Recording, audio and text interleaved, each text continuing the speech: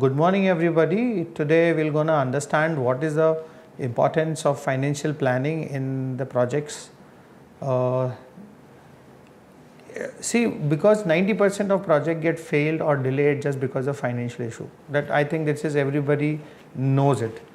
But if we have the tools and if we make ourselves prepare before to understand the cash flows and all, that really helps us to make the project more feasible. As a consultant, I am associated with big firms and big projects all over India, and I am also a part of BHU Banaras Trauma Center. I am also a part of AIMS Rishikesh, where I am also associated with IT projects, IT Park 3, which is coming up in Indore. It's a 22-floor building, and where I find myself that the most challenging and most important thing is make yourself equipped with essential tools. Like these days, you might heard of the tool called Rabbit. This is a Autodesk software which helps you to create a model of building where you able to realize the quantity. You can really just in a second you can create a sections, and you with the help of Rabbit you can create a model. And the extended of that tools, there is a application or tools which is Bexel. Bexel is also one of the very good tool for 4D, 5D and 6D. So in the era of today, we only restricted to ourselves as a 3D, where you see the model of the buildings all around, how it looks and all, where the 4D will gives you the understanding of cost of the time. See what will happen at the time. So that can only be possible with the help of Bexel, and I am very privileged to say that I am also a part of L&T in my early course of my journey. So, and the Bexel is used by L&T. So I have seen that now the financial planning is more into the use of tools in the projects, like 2D, 3D is all you aware of. But now these days 4D means time. What is the cost expenditure with the time? So it's 4D. And if you tell me the 5D, it is something called your 5D and your 6D. So the time when you add, it become the 4D. When you add the cost, it become 5D. When you add the operation and maintenance of any building, it's become 6D. So 6D is something you have to take the data from all the agencies or all the manufacturers. Suppose आपने building information modeling में आपने 6D create किया, तो उसमें आपने कोई एक lift आपने लिया सपोज अब जॉनसन की. अब आपको मालूम है कि जॉनसन में जो आपको मेंटेनेंस है वो किस किस टाइम पे आना है. And with respect to that we also have the pumps, we have air cooling units and so many AC machines which has a maintenance period, and that will also incorporated in the Bexel. I think you can search on the internet, and in the upcoming slides we'll have the visual element which is for the working for you. So जैसे जैसे हम लोग आगे बढ़ेंगे वैसे वैसे हम लोग फाइनेंशियल प्लानिंग में क्या क्या फेजेस इम्पॉर्टेंट है, किस तरह से करते हैं. एंड अभी जो डिमांड है फाइनेंशियल प्लानिंग की, I think it's humongous, and you just have to learn 2, 3, 4 software for it, and that demand is humongous for everybody. So we're going to start the financial planning in terms of project economics and financial management. Now before I go ahead, it's very important to understand why we are studying financial planning. See, financial planning in construction and civil engineering it lies to ensure that the proficiential will be efficiently planned, managed and optimize the financial resources. So it's very necessary, not especially for the small project, but if you see a large project of 500 crore project, 600, 100 crore projects, where you need to look very close what is going on, because a small slippage also creates a big impact in the money. So if you see the ensuring the effective resource allocation, we must understand financial planning. It gives you the understanding where the fund is required. It's also important to prioritize your resources across the project stage. It's also important to make the plan in the various stages of plan, like what will be the gonna expenditure in the design, in the different phase of construction and maintenance. So that can be easily be look over with the help of Primavera. In the last class I have just shown you some glimpse of that, right? So that was the resources, I think cost, but you can also add the resources. That plan will give you break the entire project cost into a different stages. I think it's day and a week and a month you can also accumulate, and from which activity you will get a money. So this is a different D you were actually have, like if you plan the project in the stage wise, you'll have to plan it for a 5D. Okay. So why we're gonna study this this financial planning is because of a long-term project viability. Okay, suppose just take an example, if you want to construct a highway, or just take an example of airports or metro systems, your time cannot be for 10 years, 3 years. It has to be invested for 50 years. So it really impacts significantly on the investment, and it's very important to grab the long-term financial strategies. Okay, so learning the source from where you get the finance, it also plays a very important role in this. And in the module 3 we're gonna see what are the different ways where you can raise the money. Either it's from the stock market, from initial public offerings, from the institutional banking institutions.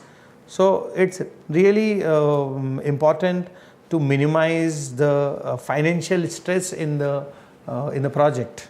Okay, and obviously everybody is aware that the project get failed majorly because of the financial. So it's gonna help you in managing the risk. You are able to understand before in hand when you're gonna pay which amount, what will be your cash flow look like. So it's very important to make yourself regularly updated with the help of financial plan. You are able to easily mitigate all these kind of risk which is coming up with the because of financial. You plan your reserves before in hand. So it's really important to plan the financial budget because of the budget management. Okay, so obviously when we talked about the finance, the long terms and all, it's always important to see that how effectively you can budget the entire management is done. See, budgeting is something called a cost control, and budget is very crucial for every project.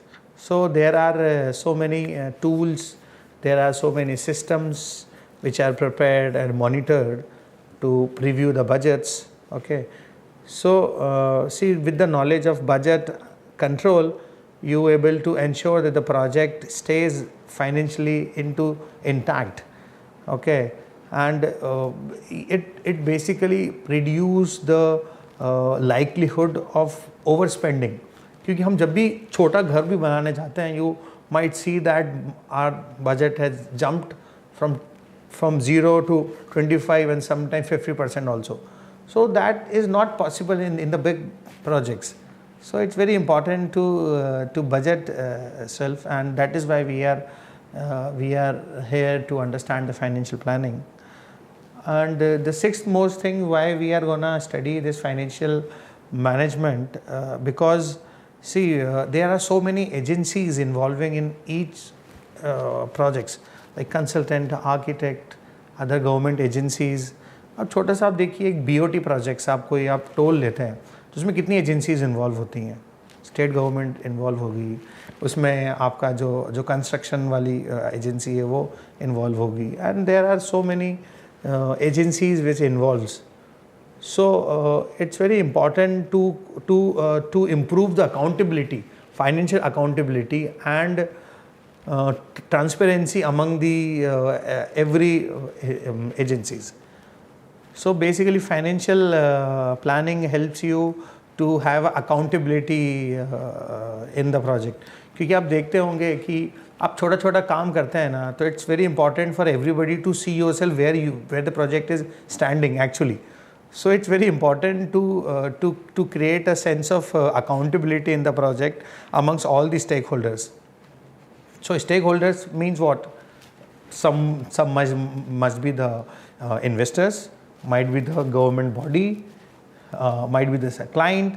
So it's very important to update and clear the situation at almost at every time to all the agencies which are involved. And moreover, the financial planning is needed for improving the project profitability, and this can be done only with the help of optimizing the cost involved into the projects. Okay. The first topic of our syllabus today is a need and source of financing. Financial need. It's important to identify the reasons for financial requirement in the business. And if you see, there are business which require finance for the various purpose. Either it can be operations or from the expansion or for the investment. So मुझे पैसे की ज़रूरत regularly अपने stages में लगेगी. कई बार आपको expansion करना है, प्लान्स को आपको 100 मेट्रिक टन से आपको 120 मेट्रिक टन जाना है, तो ऑब्वियसली एक्सपांशन लगेगा.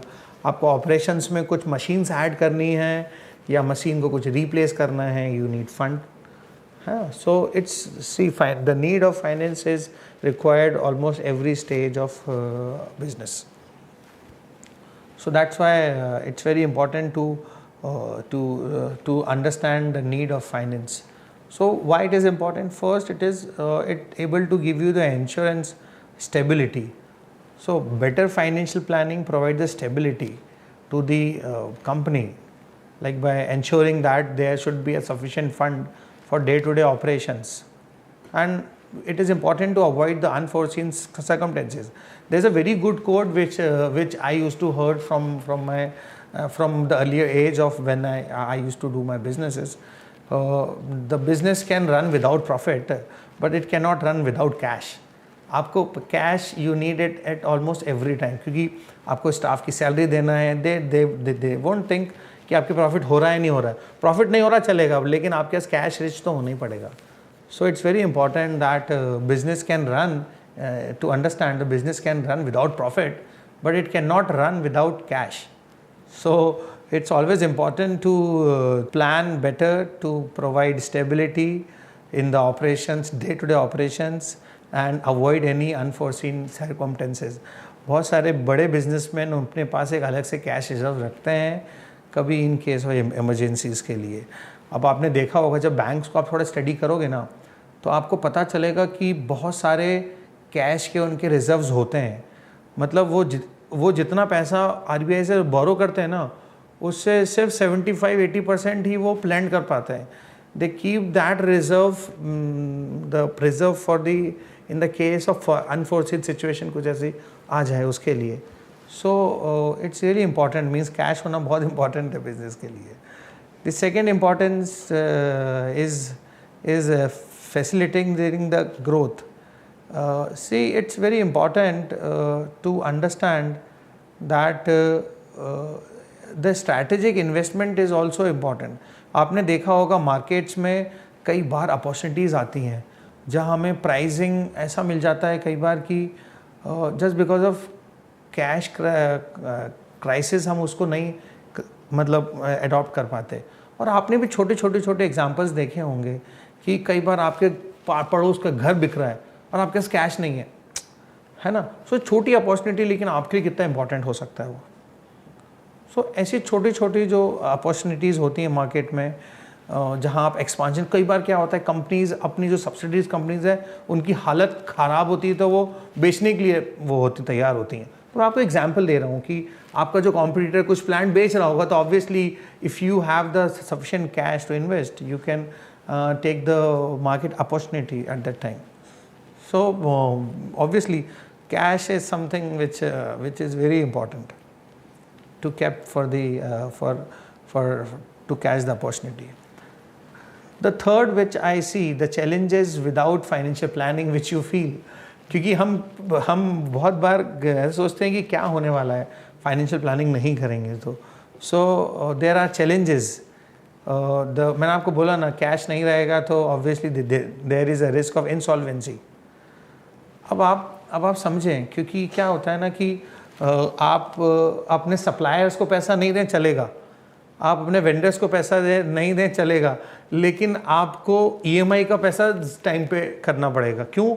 क्योंकि मेरे साथ में जो एसोसिएट बिजनेसमैन हैं मैं उन्हें देखता हूँ कि उनका क्रशर प्लांट है, उनका लाखों रुपए का ईएमआई से 25-25 लाख की महीने की ईएमआई के होने के बाद भी वो भले ही अपने सप्लायर को पैसा नहीं देंगे चलेगा, लेकिन 1 दिन पहले 2 दिन पहले वो बैंक का जो डिपॉजिट करना पहले दे देते हैं।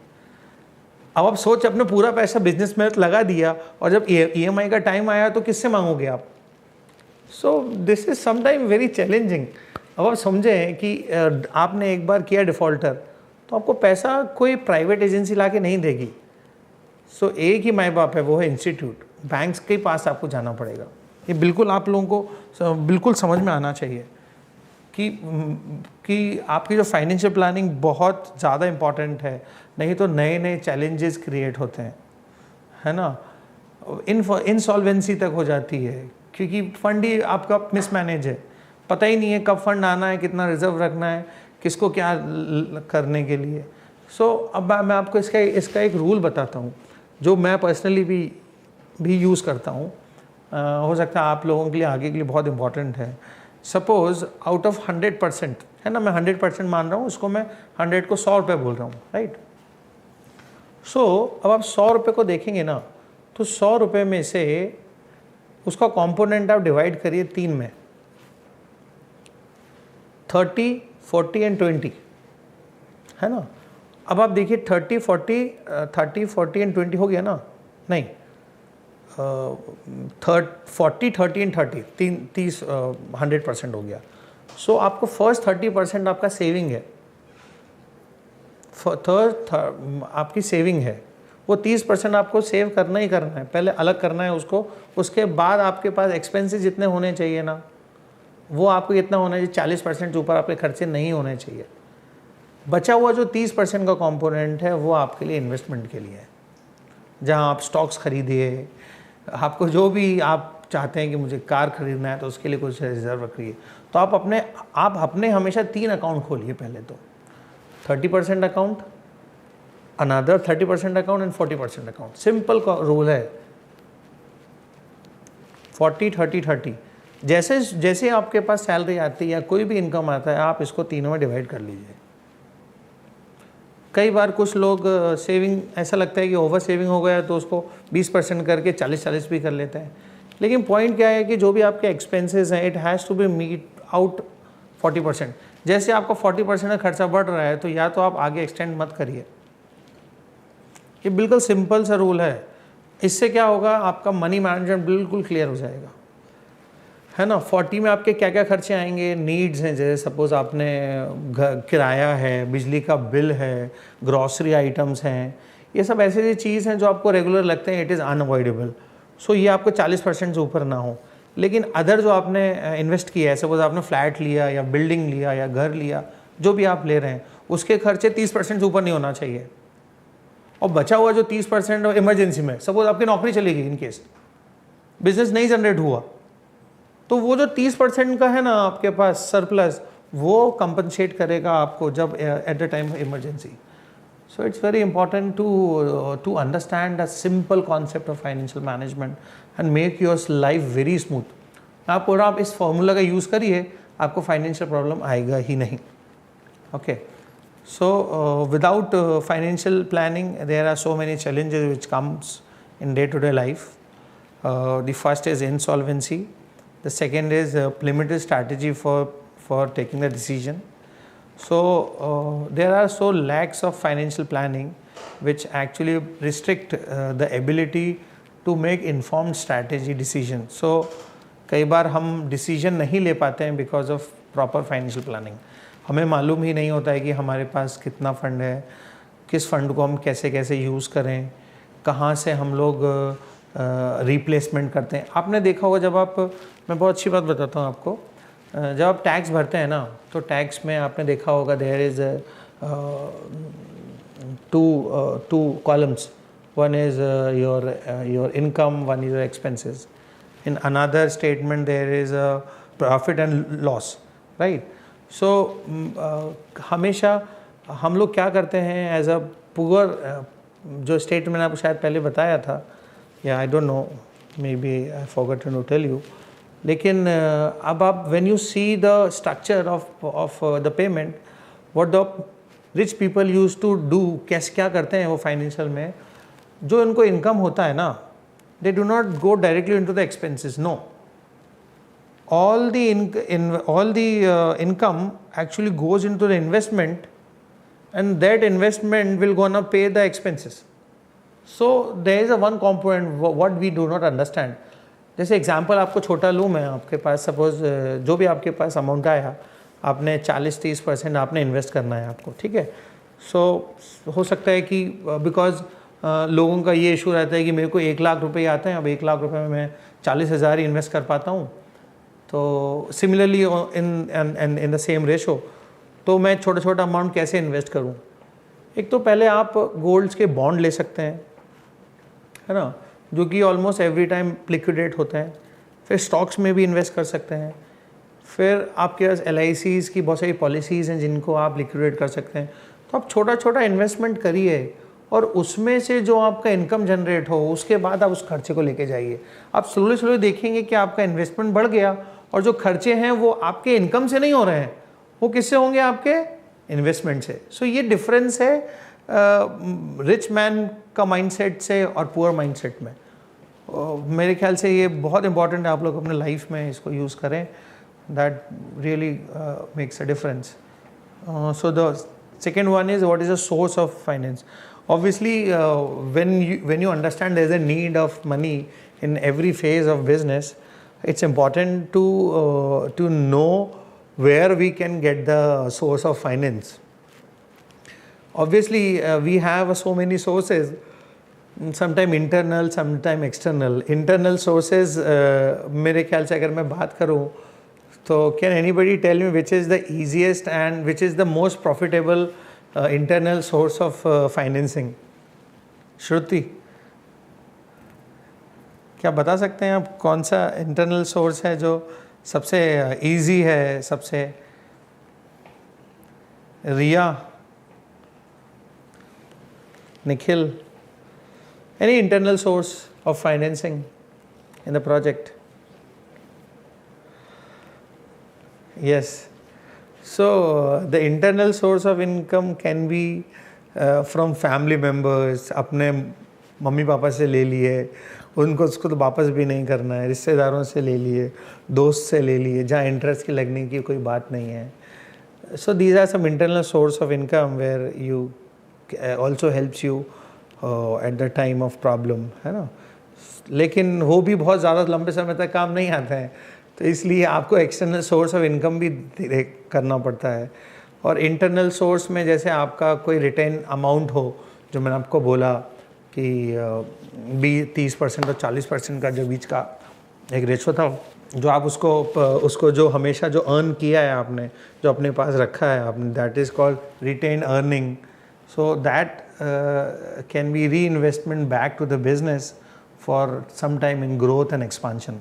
तो जो हम बिज़नेस में बचाते हैं ना, उसको कई बार हम लोग यूज़ करते हैं, वापस री इन्वेस्ट करते हैं for the expansion and the growth. Okay, internal source can be a sales of assets. कई बार हमारे पास पैसा आने के कारण कुछ बिजनेसमैन क्या करते हैं, गोल्ड ले लेते हैं। वो जैसे ज़रूरत पड़ता है उनको फिज़िकल गोल्ड भेज देते हैं। क्योंकि मैंने अपने दादाजी को देखा है, वो बहुत पहले की बात बोल रहा हूँ मैं आपको, तो वो पहले गोल्ड रखते थे, और जब उन्हें पैसे की, जब बैंकिंग इतना स्ट्रांग नहीं हुआ करता था, तो वो गोल्ड फिजिकली गोल्ड को वो बेच देते थे, फिर ख़रीद लेते थे, बेच देते थे, खरीद लेते थे। तो इस तरीके से वो अपने इंटरनल जो सोर्सेज हैं उसको मैनेज करते थे कई बार। और सबसे अच्छा फाइनेंशियल सोर्स मैंने बता दिया आपको, मम्मी पापा से बात करें, उनसे पैसा लें, उनको वापस भी नहीं करना, इंटरेस्ट भी नहीं पे करना, है ना। या उनसे काम नहीं बने तो रिश्तेदारों के पास जाओ, रिश्तेदारों से काम नहीं बने तो अपने दोस्तों के पास जाओ। तो इंटरनल सोर्स बना के रखिए आपके, है ना। तो it's important for the business, है ना। And there are also internal and external source. तो external source can be like equity financing. So जब आपको पैसा चाहिए तो आप क्या करते हो, आपने स्टॉक्स बेच देते हो। This is only possible when stock registered company किसी कोई है, सपोज़ कोई टाटा है, एल&टी है, कोई भी कंपनी समझ लीजिए, शाहपुर जी पालू जी है, बजाज समझ लीजिए। इन्हें पैसे की पड़ती ज़रूरत तो क्या करते हैं, ये जो भी इनके पास इंटरनल जो स्टॉक्स रहते हैं, शेयर्स रहते हैं, उसको बेच देते हैं, जिससे वो तुरंत पैसा अपना प्रेस कर लेते हैं, है ना। पहला सोर्सेज क्या हो गया, इक्विटी फाइनेंसिंग। सेकेंड क्या हो गया, they use to take the debt. Debt means कर्जा। डेट इंग्लिश में तो बहुत अच्छा शब्द लगता है, लेकिन हिंदी में डेट मीन्स कर्जा, boring a money through a loan by any banking institution. Obviously when somebody is borrowing you, it will gonna charge you something, ठीक है ना।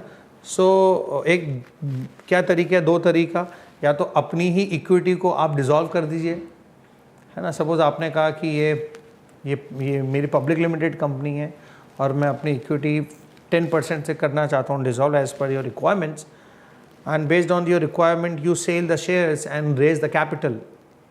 In the similar way, there is a second option called debt financing, जहाँ हमें सिर्फ debt financing के बारे में ज़्यादा मालूम रहता है, where we used to go to the banking sector and bank will gonna you borrow the money from the bank through the loan. Okay, so these are the external source of financing. It's very important that to understand there is a strategic consideration which need to be match, like matching a fund source that we need. So it's important that you have to get aligned the source of financing with the purpose and how long you need it, कितने समय के लिए आपको पैसा चाहिए और किस लिए चाहिए।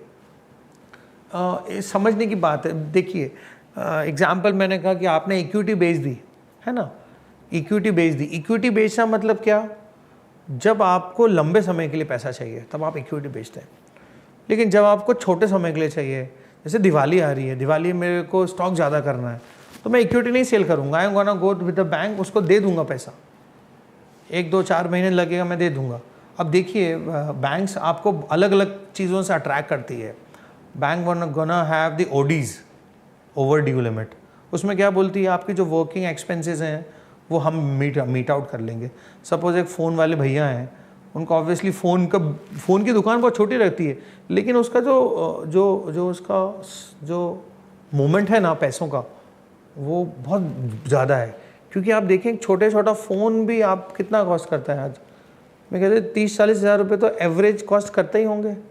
तो अगर कोई फ़ोन 10 फ़ोन करता होगा, बेचता भी होगा, तो 3 लाख रुपए का टर्नओवर हो गया, नहीं हो गया उसका रोज़ का। तो बैंक के लिए बहुत अट्रैक्टिव वो दिखता है, सही है ना। एक फ़ोन के आप जाओगे दुकान से लेने तो 20-30 हज़ार रुपये का फ़ोन नॉर्मल होता है आज हमारे लिए ख़रीद पाना, और 10 फ़ोन उसका डेली का वेट निकल गया तो मेरे लिए लगता नहीं बहुत बड़ी बात है। तो आप समझें कि 30,000 इंटू 10 एडिंग 3 लाख और इंटू 30 करोगे तो आपको समझ में आएगा कि 1 करोड़ का हो गया उसका टर्नओवर, है ना। तो बैंक से कई बार पेमेंट किसी को उधार दे दिया, कुछ पेमेंट नहीं आया, कुछ फाइनेंस भी होते हैं आजकल, आपने सुना होगा पहले HDFC फाइनेंस हो गया, ये कुछ हो गया, कुछ ये हो गया, और चेक्स तो लगे रहते हैं हमेशा, क्योंकि वो अकाउंट से उन्होंने को पेमेंट जिसका लिया है ऑब्वियसली उसको कहीं ना कहीं पेमेंट देना रहता है, और वो इनकमिंग कभी शॉर्टफॉल हुआ तो वो बैंक्स ODs देते हैं आपको कि आप छोटे छोटे जितना आप लोन लेंगे, सपोज आपकी मैंने कहा OD 1 करोड़ की है, तो आपने 10 लाख रुपए का यूज़ किया तो 10 लाख के ऊपर इंटरेस्ट लगेगा, and you use it for 2 days 3 days 4 days, है ना। तो वो बैंक अपने आप मैनेज करती रहती है उसको। सो this is called strategic sourcing of fund, where you find the source of income as per the need of the financing and the duration of the finance, कि आपको कितने समय के लिए चाहिए वो डिपेंड करता है आपको, है ना। तो सपोज आप एक्सपांशन करने जा रहे हैं प्लान्स का, तो it's good to liquidate the equity, क्योंकि उसमें पता चले आप 60 साल तक ब्याज देते रहोगे, है ना। और there are some advantages also, हम डिस्कस करेंगे in the later slides, and the strategy which need to be considered, it is balancing the debt and equity. So कई बार हम फाइनेंसिंग ऐसे भी करते हैं कि कुछ अपना लिक्विडेट कर दिया, कुछ लोन से बोरो कर लिया, है ना। So we also consider the optimal mix of debt and equity financing for financial stability. Okay, so next is a long term financial plan. What is the importance of long term financial planning, and what is a strategy like capital budgeting and investment your decision? So if you see a long term planning of finance, long term financial planning means what, कि अगर आप कोई एक industrial setup कर रहे हैं, obviously कोई airport बना रहे हैं, so it really need a long term financial plan. So ensuring that a future viability, the long-term financial planning really ensure that a business remain viable and compatible in the long runs. देखिए, अगर आपको business को, आप जानते हैं कि आज business करना इजी नहीं है, क्यों नहीं है? बिकॉज कंपटीशन बहुत है, एंड उस कंपटीशन के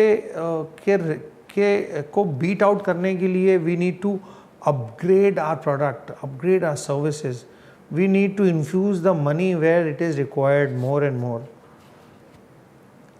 So every time it's a long term financial plan. अब समझें, आपने आज सोचा कि मुझे एक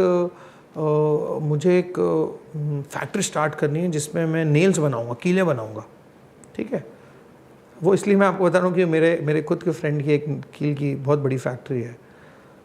सो उन्होंने कहा कि चाहिए, ठीक है, मैं एक कील की फैक्ट्री बनाने वाला हूँ। तो वो क्या करेगा, पहले शेड्स बनाएंगे, है ना, पूरा इंफ्रास्ट्रक्चर बिल्ड करेगा, प्लांट्स लेके आएंगे, परचेज करेंगे, मशीन्स लेके आएंगे, पॉलिश की मशीन लेके आएंगे, बैंडिंग के लिए मशीन लेके आएंगे, रॉ मटेरियल लेके आएंगे, JS जो तार्स हैं वो लेके आएंगे, मतलब बहुत सारी मशीन्स आप लेके आएंगे, और फिर धीरे धीरे उसको प्रोसेस करेंगे, और फिर आपको आउटकम मिलेगा। अब लॉन्ग टर्म फाइनेंशियल प्लानिंग का प्रॉब्लम क्या होती है, आपको समझना पड़ेगा कि अगर आपने बीच में छोड़ दिया कि नहीं मुझे बिजनेस नहीं करना कल से, तो जो जितने प्लांट्स एंड मशीनरीज आपने खरीदे थे वो उनकी वैल्यू सिर्फ स्क्रैप वैल्यू मिलने वाली है। So it's really impact a lot. Okay, so it's very important to ensure that there should be long term planning is important, so that the business remain viable and compatible in a long run। क्योंकि कोई आदमी बंद business ऐसे नहीं करता, या तो उसका मार्जिन्स कम हो चुके होते हैं, या कंपटीशन बहुत हो चुका होता है, या आगे एक्सपांशन के लिए उसको पैसा नहीं होता है, सिर्फ इसलिए बंद होते हैं ना, क्योंकि बिजनेस बंद होने के पीछे रीज़न है क्या, आपकी फाइनेंशियल प्लानिंग नहीं होती है ढंग से, आप विजन छोटा लेके चलते हो, है ना। अब मैं आपको एग्जांपल बताऊं, मेरे एक फ्रेंड का ऑयल फैक्ट्री है मेन दतौदा में ही, पास में ही। तो मैंने उनको बोला कि आपने बहुत छोटी जगह ले ली, अरे अपन तो इसी में करते रहेंगे। और वो धीरे एक्सपांशन होने लगा। अब क्या हो रहा है उनके साथ प्रॉब्लम कि वो कस्टमाइज नहीं कर पा रहे हैं, सूट नहीं लगा पा रहे हैं, ऑटोमेटिक मशीन्स जो आती हैं बॉयलर्स लगाना वो नहीं अटैच कर पा रहे हैं।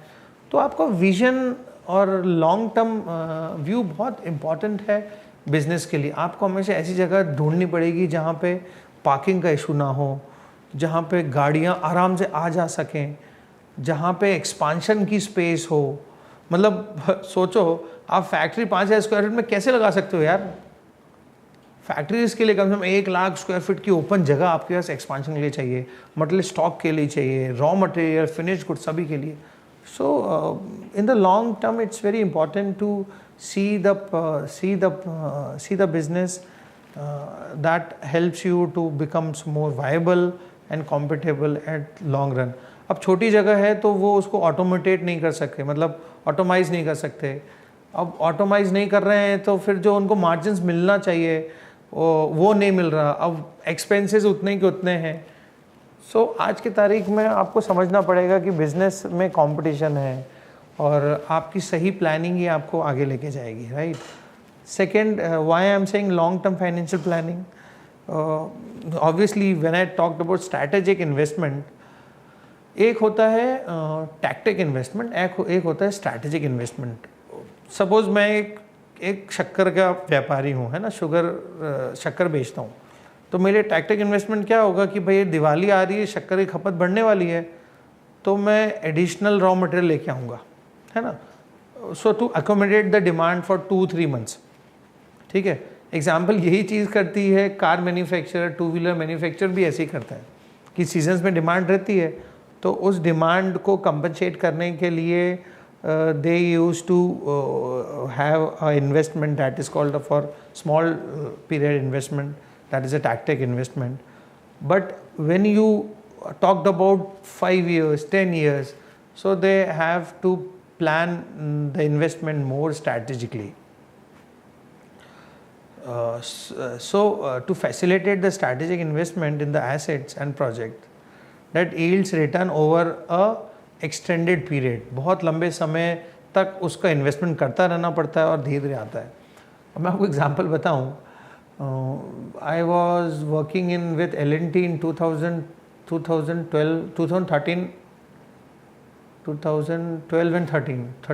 13, 14 या 12-13 के बीच में। सो मैं उस समय I was a project planner in L&T। तो हम लोग मारुति का प्लांट है मानेसर में, वहाँ हम लोग एक्सपांशन कर रहे थे उनका। मतलब उनका 3 लाइन बनी हुई थी, ए लाइन ऑलरेडी एस्टेब्लिश था, L&T ने बनाया था उसको, उसी का रिप्लिका बी और सी बना रहे थे हम लोग। तो बी और सी में हम लोग काम कर रहे थे, बी लाइन, सी लाइन, इस तरीके से गुड़गांव में। सो अब आप देखिए उनको, वो एक्चुअल उनका प्लान क्या था। अभी जैसे सपोज एग्जांपल मैं स्टडी कर रहा था उसको, तो जो ए लाइन था वो 5 मिनट में एक गाड़ियाँ उसकी निकलती थी बाहर। वो जो पीरियड ऑफ टाइम है 5 मिनट का, उसको कम डाउन करना चाहते थे 2 मिनट्स में। सो इसलिए वो 2.5 इसलिए बी और सी लाइन बनाना चाह रहे थे, क्योंकि उनको डिमांड ज़्यादा थी, उनके पास प्रोडक्शन कैपेसिटी कम थी। So it's really a strategic investment where you have to invest in the assets or any project for a long period of time. Okay, and it is only possible when you have a confidence in your product. आपको मालूम है मेरे पास सब चीज़ है, मेरे पास innovation है, मेरे पास budget है, प्लानिंग है। So it's very important to take the decision in a long term. Second is strategy. So the strategy for a long-term financial plan is the strategy is the capital budgeting and risk management. If you talked about the capital budgeting, it's important to evaluate and select the long-term investment project. So आपको ये पता होना चाहिए कि आपके particular investment में कितना पैसा लगने वाला है लॉन्ग टर्म में, और किस किस फेज़ में कितना लगने वाला है। अब आप सोचें, अब मैं एक IT पार्क बना रहा हूँ, अभी यहाँ कंसल्टेंट हूँ, तो वो 3 साल काम चलना है और 3 साल में 600 करोड़ रुपए सिर्फ इंफ्रास्ट्रक्चर में खर्च होना है। तो इट इज़ वेरी इम्पॉर्टेंट कि आप एवेल्यूएट करें कि आपके पास जो बजट है वो कितना है और हर मंथ में आपके आने वाले सोर्स कितना पैसा दे पाएंगे। क्या आपके पास जो ओवर बजट हो रहा है वो उसका कोई तरीका है? Either you will go for some banking for the finance or you can liquidate some your equity. So budgeting is very important. मैं आपको बोला ना, it's a game of budgeting. मैं आपको बीच में एग्जांपल दिया ना 40, 30 एंड 30 का, ये भी कोई strategy, it is a strategy of budget. तो आप बजट बनाते हो कि मेरे को इस तरह से प्लान करना है। क्योंकि बड़ी कंपनीज क्या होती है ना, कोई भी बड़ी कंपनी छोटी कंपनी, आप क्या करते हो, जैसे आप भी अपना बजट बनाते होगे ना कि मुझे मंथली मेरा एक्सपेंस 50,000 रुपीज़ है। सो मैं 50,000 के लिए मेरे पास जो एक्सपेंसेस हैं उसके लिए अगर मुझे अपना बजट बढ़ाना है, मतलब मुझे एक फ़ोन लेना है नया, उसकी EMI 10,000 होगी, तो आपको मालूम होना चाहिए कि आपके पास वो एडिशनल 10,000 रुपये और कहाँ से आने वाले हैं, है ना। अगर ये आपको पहले से मालूम होगा तो it's gonna be easy for to execute the project. So basically मैं फाइनेंसिंग से ज़्यादा मुझे इम्पॉर्टेंट लगता है बजटिंग। और बजटिंग में आपको आइडिया होना चाहिए कि किस मंथ में मेरा क्या कैश फ्लो होना चाहिए, right. So if you talk about budgeting, I may say cash inflow और outflow plays very important role. अगर हमें अपना इनफ्लो मालूम है तो हम अपना आउटफ्लो उस हिसाब से मैनेज कर सकते हैं, राइट, कि कितना खर्चा हमें करना है। That is called budgeting, simple. Okay, so the second strategy for the long term financial plan is a risk management.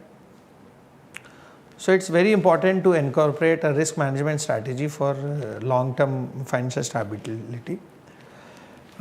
Now for you to work on it, we have a visual elements. The first is you have to create a cash flow, and second you have like in the cash flow you have to illustrate the steps involving in a long term financial planning, right. You have to create a flow chart of it कि कहाँ से कौन से steps होंगे long term financial planning के लिए, right. ये आप मुझे सबमिट करिएगा इन द असाइनमेंट, ठीक है। एंड ऑल्सो द आइकन्स, क्योंकि कई बार हम देखें स्टार आइकन बनाते हैं, कई बार स्क्वायर आइकन्स बनाते हैं, कई बार हम लोग अपने ट्राइंगल आइकन्स बनाते हैं। So also it's important that you must know what is the meaning of that icon. Okay, so icon represent basically some strategic investment and risk management. So in the cash flow you have to illustrate the entire step with the icon that represent the strategic investment. Is it understandable? Kunal, Nikhil, Shruti, Nikhil क्या बोले थे आप? Sir मेरा sir एक question है regarding risk management. हाँ कि मतलब अगर अपन ने पूरी प्लानिंग के बाद भी कोई कंपनी का रिस्क मैनेजमेंट, मतलब आपकी फुल प्लानिंग है रिस्क मैनेजमेंट के ऊपर, और उसके बाद भी अगर कंपनी को कुछ लॉस होता है in case, so how should a company recover from that? How should it recover the risk? आपका सवाल ये है बेसिकली कि अगर आफ्टर एवरी फाइनेंशियल प्लानिंग अगर उसको लॉस होता है और वो उसकी ऐसी स्थिति आ जाती है कि अब डू एंड डाई की बात है ना, yes, है ना। क्योंकि मैं ऐसा देख पाता हूँ कि एज अ कॉन्ट्रैक्टर मैं बहुत जगह देखता हूँ कि कॉन्ट्रैक्टर्स बड़े बड़े कॉन्ट्रैक्ट ले रहे हैं। मैं अभी BHU में एक कॉन्ट्रैक्टर है, कश्यप इंफ्रास्ट्रक्चर प्राइवेट लिमिटेड। उन्होंने रिसेंटली बहुत अच्छे काम लेते थे, वो 100 करोड़ 200 करोड़ के प्रोजेक्ट, काम बढ़िया चल रहा था। लेकिन कुछ बिडिंग ऐसी हो गई उनसे कि उन्होंने EPC प्रोजेक्ट लिए, engineering procurement construction EPC project लिए। अब EPC में प्रॉब्लम ये होती है कि आपको जो स्टेज ऑफ पेमेंट है, जो माइलस्टोन है बेसिकली, वो इनिशियली आपको पैसा काफ़ी लगाना पड़ता है और उसके बाद आपको पैसा मिलता है। मतलब not at the time of RCC work but during the brick work, plaster work and all the other. तो वहाँ पे जो गवर्नमेंट ने अलोकेट किया है पैसा वो ज़्यादा किया हुआ है और RCC में थोड़ा कम अलोकेट किया। उससे प्रॉब्लम क्या होती है, कॉन्ट्रैक्टर्स को they have to invest higher in the initial phase of contractor in the initial phase of construction, where they get the extra when they comes into the finishing part. तो problem क्या हो रही है उनके साथ में कि सब कुछ बढ़िया चल रहा था, एवरीथिंग वाज ओके, क्योंकि उन्होंने ईपीसी प्रोजेक्ट अपने, क्योंकि क्या होता है कॉन्ट्रैक्टर का जो माइंडसेट है ना वो पुराना माइंडसेट है, कैसा आइटम रेट वाला। और आइटम रेट में क्या होता है कि वो कॉन्ट्रैक्टर काम करता है, पैसे ले लेता है, क्योंकि आइटम से तो होना है ना। सपोज मैंने 1000 क्यूबिक मीटर कास्ट करनी है कंक्रीट, तो मैंने कास्ट कर दी, मैंने उसको पैसा ले लिया। लेकिन ईपीसी में प्रॉब्लम क्या है ना, it is not item based, it is a milestone based. कैसा कि आप प्लिंथ तक करोगे तो इतना पैसा दूंगा, आपने कुछ भी किया उसके बाद मुझे कोई भी लेना देना नहीं है। आप ब्रिक वर्क करोगे तो इतना दूंगा, मतलब हर फ्लोर का अलग स्टेज ऑफ पेमेंट है, आपके कितना लगा है उससे मतलब नहीं है। तो अब मैं वही स्टेज, अभी जो आपका सवाल है, मैं ऐसे देख पा रहा हूँ कि जैसे मैं आपको, जैसे आपने बोला ना, निखिल ने पूछा था ना। Yes sir. सो जैसे KIPL है, अब मैं उनको देख पा रहा हूँ कि क्योंकि उन्होंने आइटम रेट कॉन्ट्रैक्ट से EPC कॉन्ट्रैक्ट ली है और अब उनको फाइनेंशियल इशू आ रहा है, तो वो अब क्या कर सकते हैं, आपका कहना है? क्योंकि बजटिंग भी ठीक था, सारी चीज़ें ऐसे, लेकिन मुझे ऐसा अभी भी लगता है कि उन्होंने मतलब फेलियर का कारण मुझे इंजीनियरिंग लगता है उनका। और अब आप बोल रहे हैं कि क्या तरीका है ओवरकम करने के लिए। पहला ओवरकम जो मैं बहुत अच्छे से मुझे लगता है कि वो जो कर सकते हैं, पहला ये कि अगर सपोज़ वो कंपनी हमारी पब्लिक लिमिटेड कंपनी नहीं है, तो उन्हें ट्राई करना चाहिए कि वो पब्लिक लिमिटेड कंपनी में जाए, क्योंकि पैसे के सोर्सेज दो तरीके से हो सकते हैं। मैंने आपको बोला ना, एक तो आप IPO में लॉन्च करिए अपनी कंपनी को, स्टॉक मार्केट में आइए, स्टॉक मार्केट में आइए। वो आजकल एक कंसल्टेंट्स होते हैं जहाँ पे बैंकर के पास जाना पड़ता है। बैंक अगर आपके बुक्स की देखती है वैल्यूज़, अगर वो फाइनेंशियली ठीक चल रहे हैं तो वो आपको लॉन्च कर देती है, और धीरे धीरे एक तो ये तरीका हो गया। दूसरा, आपके पास देखिए बिजनेसमैन क्या करता है ना, अपने पास एसेट्स बना के रखते हैं। मैं अब उनको देख पा रहा हूँ कि जो उनकी प्रॉपर्टीज़ बनी हुई है ना, वो उनको सोल्ड आउट करने की पोजीशन में। अब यही है फाइनेंशियल मैनेजमेंट स्ट्रैटेजी, यही करनी पड़ती है निखिल। अब आपको मैं एक बहुत अच्छा एग्जांपल दूँ गोदरेज का। गोदरेज की प्रॉपर्टीज़ है, बहुत बड़ी प्रॉपर्टी है उसकी मुंबई में। अभी उसको फाइनेंशियल क्राइसिस आया, वो धीरे धीरे वो प्रॉपर्टीज़ अपनी बेच रही हैं, लैंड्स बेच रही हैं। तो बिज़नेस को ऐसे ही करना पड़ता है यार, कि आप जब प्रॉफिट आता है तो आप इन्वेस्ट करिए, और जब आपको प्रॉब्लम आएगा तब उसको री इन्वेस्ट उसी में करिए। तो ये it is just a budgeting. मैं आपको बोल रहा हूँ ना, से आपका बजटिंग ही है जो आपको करना पड़ता है। आप सारी चीज़ खर्चा नहीं कर सकते, मुझे ऐसा लगता है।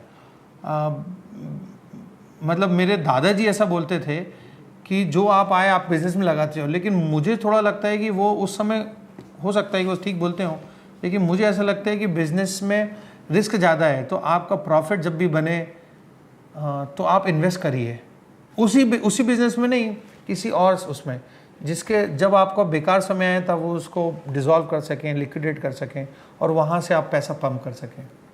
और वो भी वही कर रहे हैं। या तो आप स्टॉक मार्केट में जाइए, या आप इंटरनल फंडिंग लीजिए, या एक्सटर्नल, यही सोर्स है, इसके अलावा कोई सोर्स नहीं है निखिल। है ना, सिंपल तो है इसमें, और बिजनेसमैन करते भी हैं इसमें कोई। अब आप देखें, बहुत सारी बिजनेसमैन डाइवर्सिफाई करते हैं अपने आप को। देखिए टाटा कितनी जगह है, टाटा कितनी जगह है, क्यों? क्योंकि एक कंपनी अगर लॉस देगी तो दूसरी कंपनी उसको प्रॉफिटेबल कर देती है।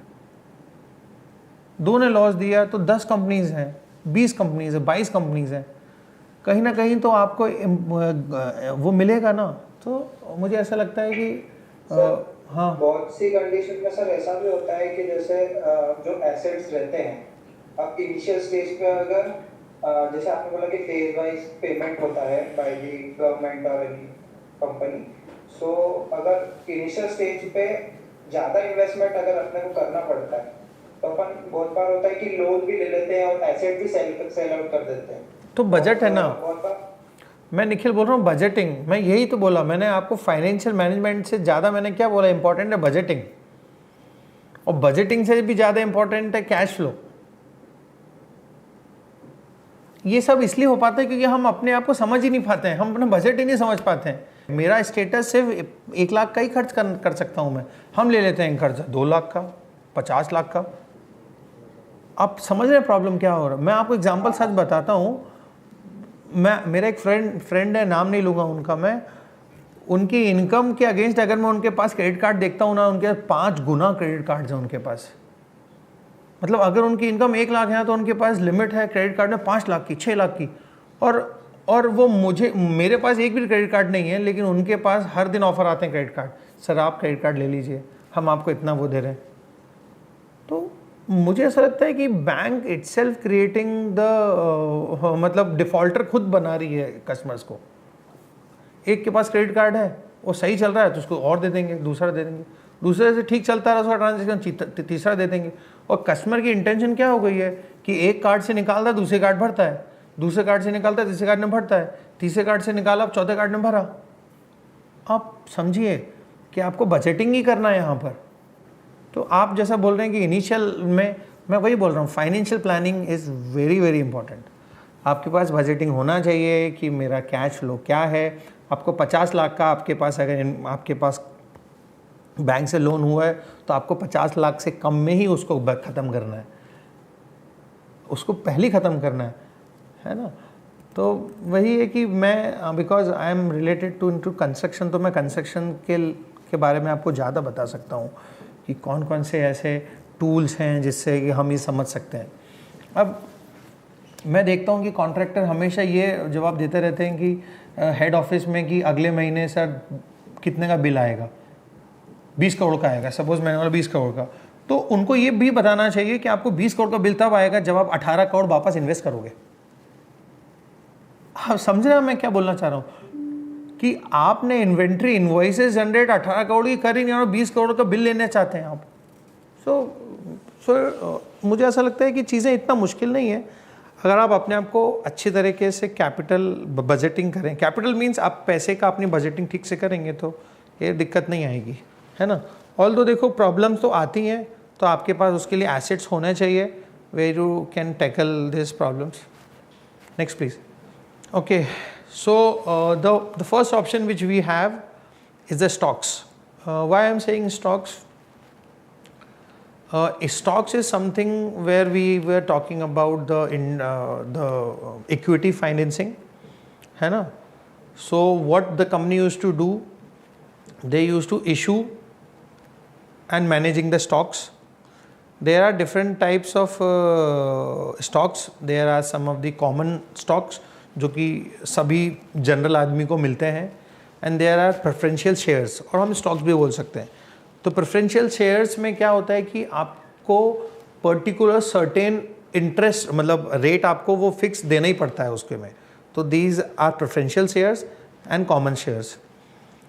तो जैसे कंपनीज़ में, जैसे सपोज़ मेरी कोई कंपनी है, मेरी कंपनी है कंस्ट्रक्शन की, है ना, और मैं कंस्ट्रक्शन करता हूँ। जैसे अब आप देखेंगे बहुत सारे स्टॉक मार्केट में NSE BSE में लिस्टेड हैं, जैसे L&T हुआ, है ना, टाटा हाउसिंग है, PNB हाउसिंग फाइनेंस है, फिर L&T है, हिंदुस्तान कंस्ट्रक्शन कंपनी है, HCC है, शाहपुर जी पालू जी है। तो ये सभी बड़ी बड़ी कंपनीज़ ऑब्वियसली अपनी पब्लिक लिमिटेड में आई, जिन्होंने अपनी जो इक्विटी थी वो डाइल्यूट करी और स्टॉक्स में दिया। वो 2 तरह के स्टॉक्स में दिए।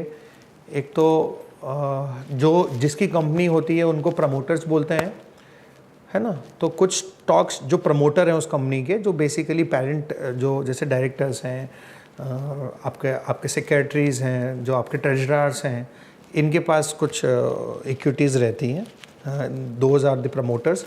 इसके बाद कुछ जैसे इनके ऑब्लिगेटर्स होते हैं ना, जैसे सप्लायर्स हो गए जिनसे हमेशा हमें सामान लेना है, जैसे कोई रिश्तेदार हो गए, इनको हमेशा इनसे पैसा कुछ लिया है, कुछ मतलब वो कुछ ऐसा होता है। उसके बाद उनको बोलते हैं preferential shares.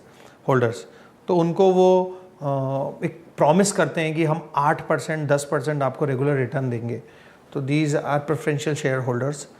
And the third one is common share holders, जिसमें हम लोग जो स्टॉक्स जो आप देखें NSE BSE में ट्रेड होते हैं, these are the common stocks. Okay, so this is a one type of financial funding. So if you see the common stocks represent the ownership of the company and for voting rights, whereas a preferential shareholders hold the fund before the common stakeholders. ये जो managing है जो stocks का, जो issuing है stocks का, that can be done with the public offering. So जब आपने सुना होगा कि IPO आने वाला है, अभी रिसेंटली मैं आपको बताऊं, हुंडई इंडिया का सबसे बड़ा IPO आने वाला है. मतलब आपने सुना होगा ना हुंडई का, जैसे मारुति है, जैसे टाटा है, वैसे हुंडई अपना मेरे ख्याल से 16 17 15 को आने वाला है, 17 तक ख़त्म होने वाला है. सो हुंडई इंडिया जो है वो IPO लेके आना चाहती है. सो इतनी बड़ी कंपनी को पैसे की पड़ ज़रूरत, तो पैसे की ज़रूरत तो है उनको, तभी तो वो पैसा लेने आए हैं इंडियन मार्केट से, है ना. और हम जैसे उनके स्टॉक लेंगे, उसके अगेंस्ट में जितना उसका प्राइस होगा उनको पे करेंगे. सो आज तक का सबसे बड़ा IPO आफ्टर LIC सबसे बड़ा था हमारे अभी तक का, उससे बड़ा IPO इसका आने वाला है. सो दैट्स, अब देखिए कितना पैसा इन्वेस्ट हो रहा है, पहले तो ये समझने की कोशिश करिए. So it is the first time when the company stocks are offered to the public. So it's a first public offering, इसलिए क्या बोलते हैं, initial public offering. This is the first time when a company stock is offered to the public. Okay, and this is a time where the company take a significant capital.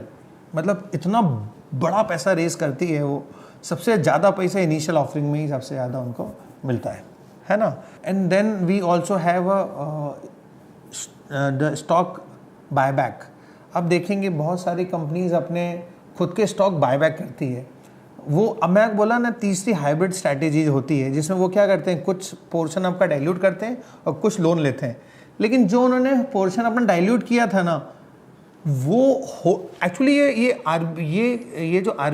जो national stock exchange है या Bombay stock exchange है, ये जब भी dilute करते हैं ना, तो इन्हें सेबी से ऑथेंटिकेशन लेना पड़ता है कि हम अपने स्टॉक्स को डाइल्यूट कर रहे हैं. And on the similar ground अगर उन्हें खरीदना है अपने खुद के स्टॉक अब प्रमोटर्स को, तो भी उन्हें they have to go through the SEBI regulations only. So stock buyback, पहले तो अपने स्टॉक बेचना, वापस देना, is that is called IPO. उन्हीं स्टॉक्स को वापस खरीदना, that is called a stock buyback, है ना. तो it is called a repurchase of their own stocks from the market. ये क्यों किए जाते हैं, क्योंकि हमें ऐसा कॉन्फिडेंस होता है प्रमोटर्स को कि मैं कुछ नया करने वाला हूँ. तो बेसिकली ये स्टॉक होल्डर्स में वैल्यू बढ़ा देते हैं कि यार जिसके खुद प्रमोटर खरीद रहा है अपने बापा स्टॉक, तो मैं क्यों बेचूँ अभी. तो अपने आप वो थोड़ा उसकी वैल्यू अपग्रेड होती है. So I think this is a new assignment for you in the stock. There's a visual element which you have to create. You have to create a chart illustrating the difference between the common and preferential stocks, and you have to represent an IPO and stock buyback कैसे होता है वो भी आपको बताना है. ठीक है. So we have 2 assignment today. The first in the previous slide and the second one in this slides. So with this I just take the leave.